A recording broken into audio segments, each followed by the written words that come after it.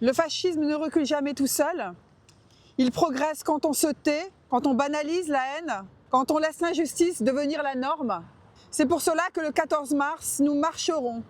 Parce que l'antifascisme n'est pas un slogan, c'est une ligne de front.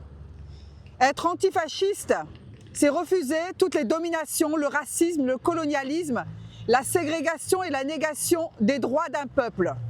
On ne combat pas le fascisme à moitié. On ne ferme pas les yeux quand l'oppression change simplement de nom ou de drapeau. C'est pourquoi notre antifascisme est inséparable de l'antisionisme. Refuser toute idéologie qui justifie l'inégalité des droits, l'occupation ou la dépossession au nom d'un projet national ou ethnique. Notre combat vise toutes les formes d'oppression partout dans le monde.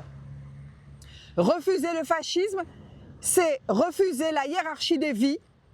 Le 14 mars, nous prenons la rue, pas pour symboliser une indignation, mais pour affirmer un rapport de force. Nous prenons notre place. Face à l'extrême droite et à toutes les politiques qui nourrissent la domination, notre réponse reste la même. Solidarité, résistance, mobilisation. Le 14 mars, soyons là dans la rue contre le fascisme et contre le sionisme.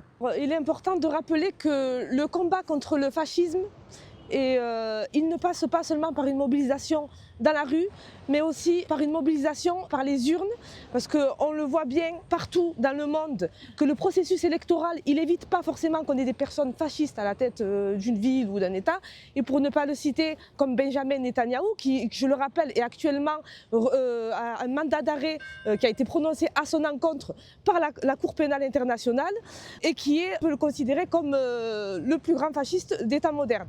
Voilà. Donc il est important aussi la mobilisation et que tout le monde prenne part à la vie politique et s'implique au niveau des élections et du processus électoral. Et puisqu'on parle des élections, je tenais à rappeler que le maire actuel, Benoît Payan, qui est socialiste il me semble, si je ne dis pas de bêtises, lui il a des positions qui sont très critiquables d'après nous. Je pense notamment au jumelage de la ville de Marseille avec la ville d'Haïfa. Je rappelle quand même qu'Israël est en train de commettre un génocide et son idéologie sioniste, fasciste, voilà, n'a plus de limite et qu'à l'heure actuelle, Benoît Payan refuse de mettre fin à ce jumelage que l'on peut considérer comme une forme de coopération.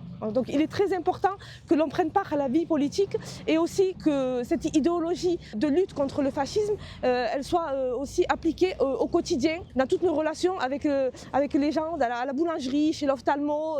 Voilà, c'est une lutte du quotidien. Et aussi dans l'éducation de nos enfants, qui, on le rappelle, sont l'avenir de ce pays et du monde, et qui, on l'espère, n'auront pas à vivre dans un monde tel qu'il est aujourd'hui, tel qu'il est en train de devenir, et leur laisser un monde meilleur. Moi, je rajouterais aussi que les plus grands génocidaires à l'heure actuelle ont été élus démocratiquement. Bien entendu, je parle, entre autres, de Netanyahou et de Donald Trump. Voilà. Et consorts.